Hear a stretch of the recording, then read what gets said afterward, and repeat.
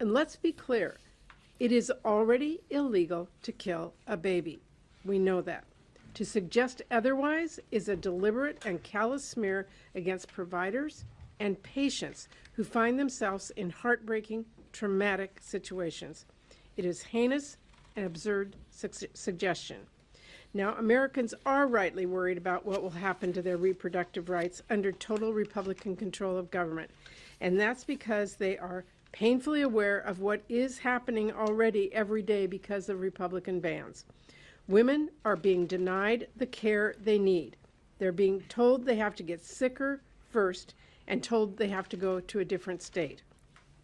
They're told they have to stay pregnant, even if they don't want to, or even if it kills them.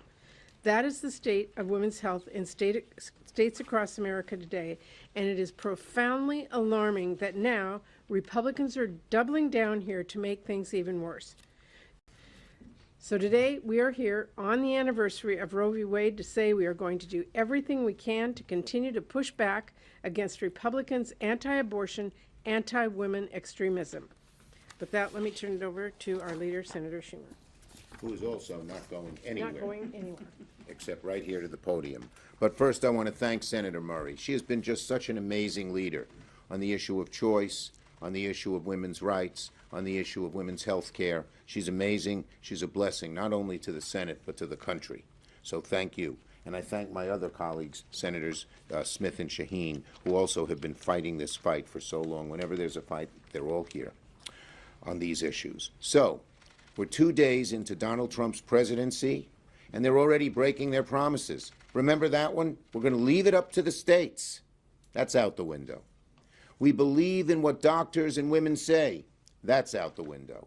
And this is a metaphor. This is the first of many extreme issues they will bring up that are anti-women. And in every case, they'll have the same dishonesty. Leave it to the states, out the window. Between a woman, a doctor, and her families, gone.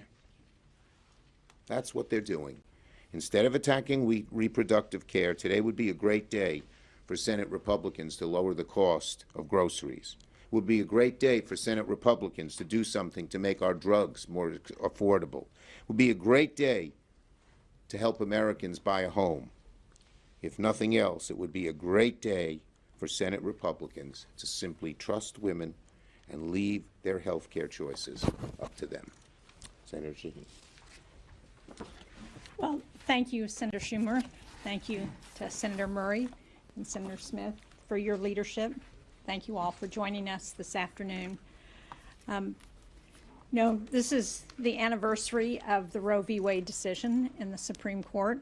I remember when that decision came out, and I remember what it was like before that decision for women who were facing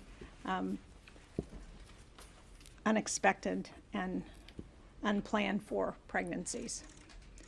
This used to be a day to celebrate that decision, the hard-won victory of generations of women who finally had the right to determine our own futures for our bodies.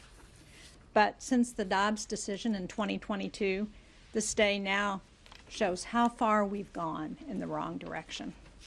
And we're here because we share the concerns about what's happened in this country since Roe was overturned, the fears that have become reality for millions of women.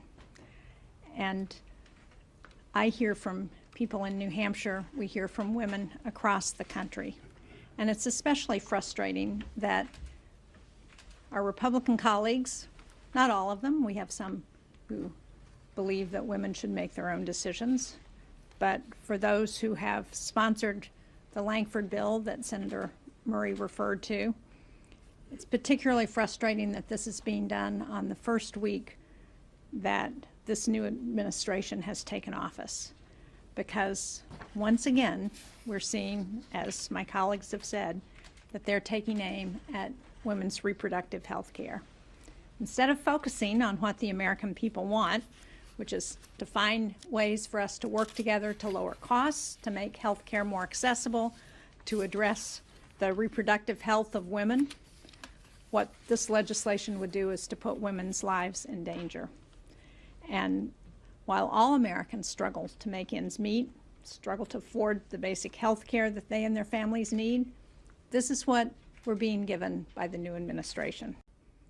No elected official here in Washington or in any state capital, in any court in this country, should be in charge of making the most personal and difficult decisions that women and their families and their doctors should be making. You know, we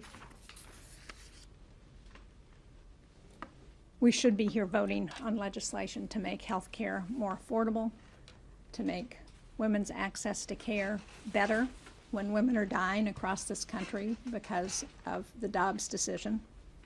And yet, here we are talking about making it harder for families in the most difficult times.